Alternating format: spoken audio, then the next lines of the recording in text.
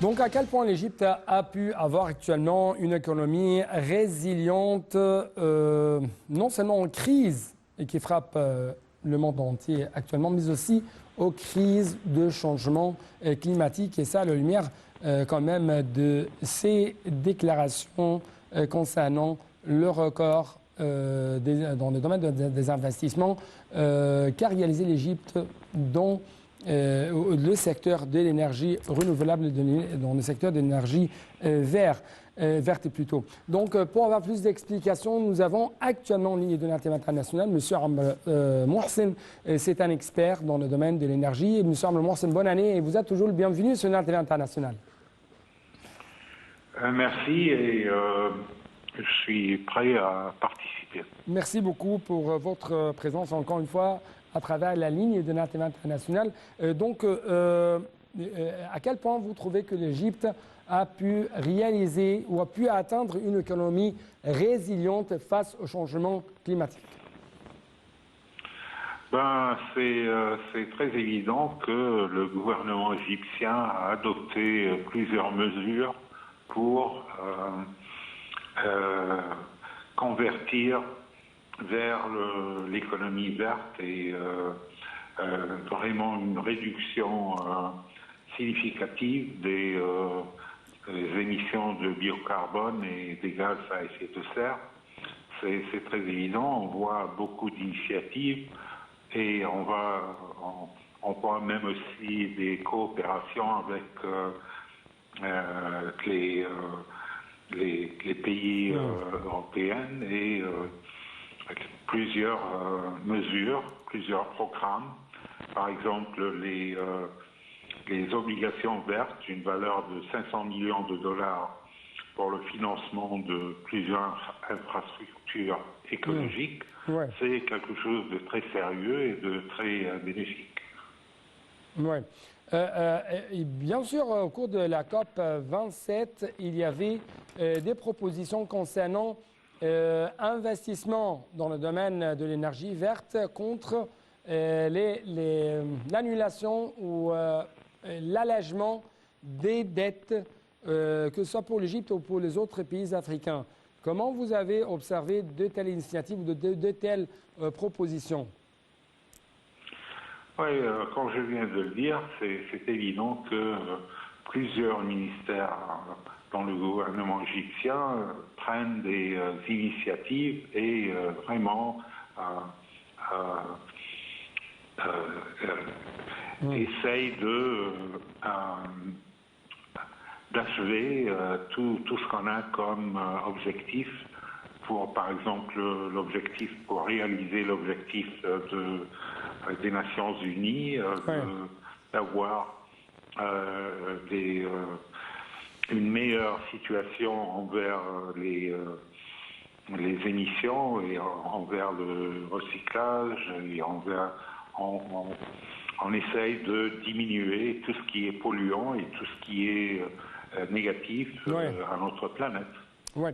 En fait, comme il a cité dans le rapport qu'on vient de diffuser, le programme égyptien NOAFI vise à séduire le secteur privé à travers la mobilisation des financements faciles, d'assistance technique ainsi qu'instruments pour mitiger les risques. Donc, comment nous pouvons vraiment atteindre de tels buts et ça à travers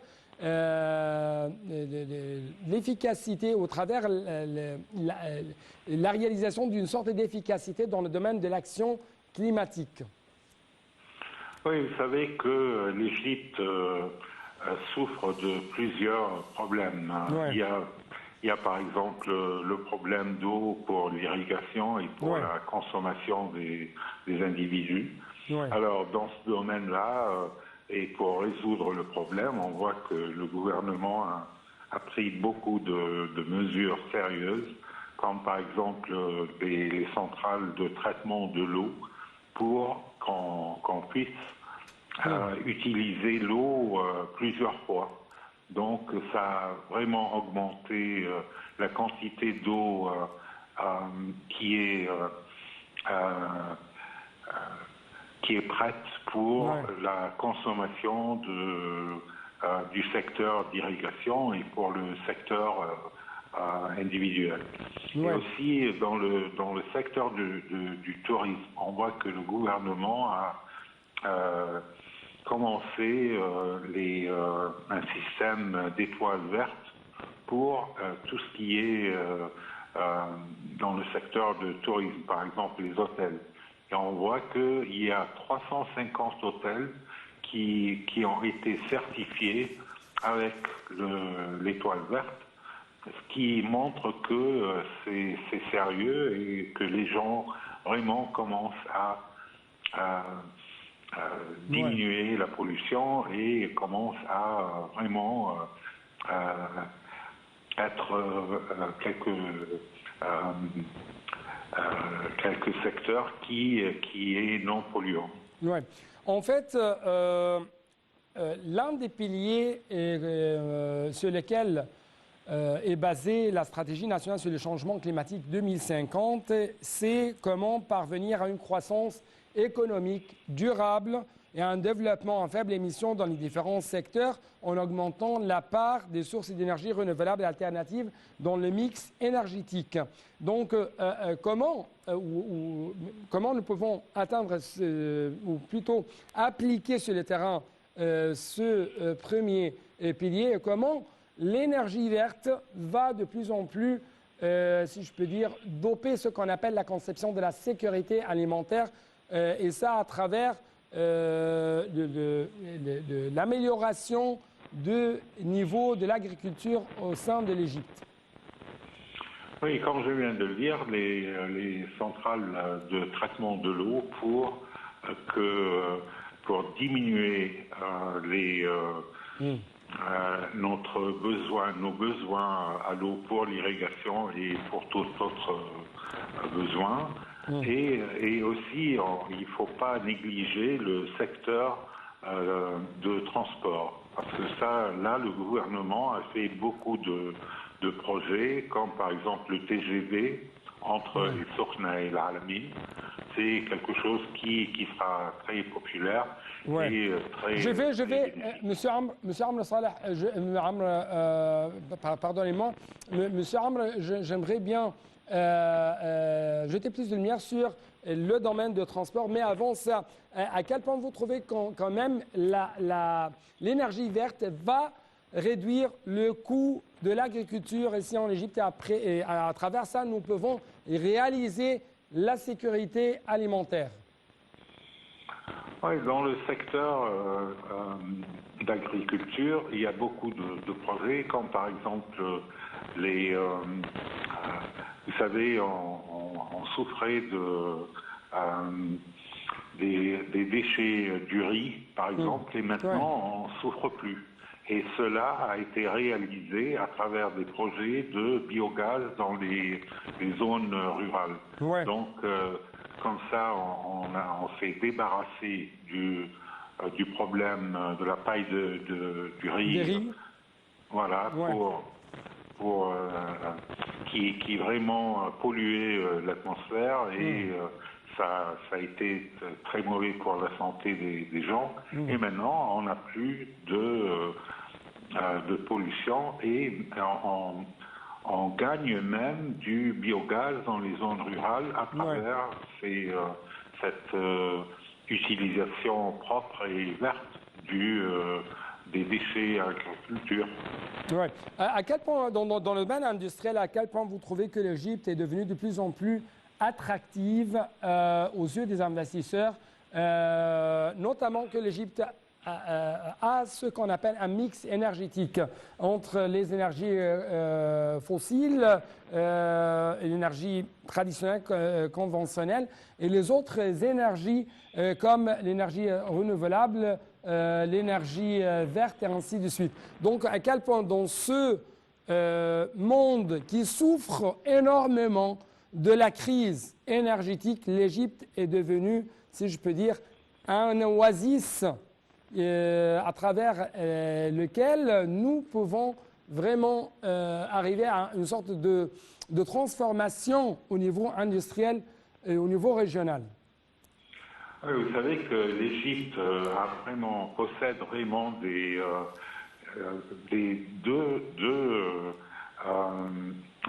paramètres, si vous voulez, qui rendent l'Égypte très attractive aux investissements extérieurs. Ouais. On a premièrement des ressources énormes solaires et éoliennes qui sont vraiment quelque chose de très distingué. Et la deuxième chose, que on possède aussi des vastes surfaces de terrain qui ne sont pas utilisées. Ouais. C'est-à-dire que c'est quelque chose de très positif pour construire des centrales éoliennes et des centrales solaires pour générer de l'électricité qui sera non seulement pour le réseau égyptien et pour atteindre l'objectif de 42% d'électricité propre à l'an 2035, mais aussi pour exporter l'électricité propre vers l'Europe. Ce qu'on a déjà commencé, on a maintenant un câble qui unit le réseau d'électricité de l'Égypte avec le réseau grec, et comme ça, on va atteindre le réseau européen et on pourrait pratiquement exporter de l'électricité propre vers l'Europe. Ouais. Donc, vous trouvez que l'Égypte est devenue ainsi un centre régional énergétique? Oui, absolument. Ouais, absolument. Si vous regardez par exemple l'Afrique ou bien le nord de l'Afrique et toute cette région-là, l'Égypte vraiment possède tout ce qu'il faut pour être numéro un. Oui. Monsieur Amr Mohsen, vous venez de parler de l'énergie propre, de l'énergie verte dans le domaine de transport. Et nous attendons bien sûr des inaugurations officielles pour les trains à haute vitesse, les TGV, ainsi de suite. Donc, vous avez des commentaires là-dessus? Oui, c'est-à-dire que je viens de dire le TGV, le train à grande vitesse, qui va réunir le Sorna et l'Alamein, passant... Donc, qui relie la mer Rouge à la Méditerranée. Oui, absolument. Ouais. Et ça passera de Sorna à la nouvelle capitale et le Caire, et bien sûr vers la Méditerranée. Donc ça va réduire de plus de 60% le temps pour voyager entre les deux points. Et aussi, il n'y aura pas de pollution puisque l'électricité qui va être utilisée dans le TGV, train à grande vitesse, sera une électricité propre. Ouais. Monsieur Amr Mohsen, je dois vous remercier infiniment pour de telles explications de votre part concernant l'énergie ici en Égypte et comment l'Égypte a fait des records, a fait des exploits très importants, très déterminants dans ce secteur. Merci beaucoup, monsieur Amr Mohsen.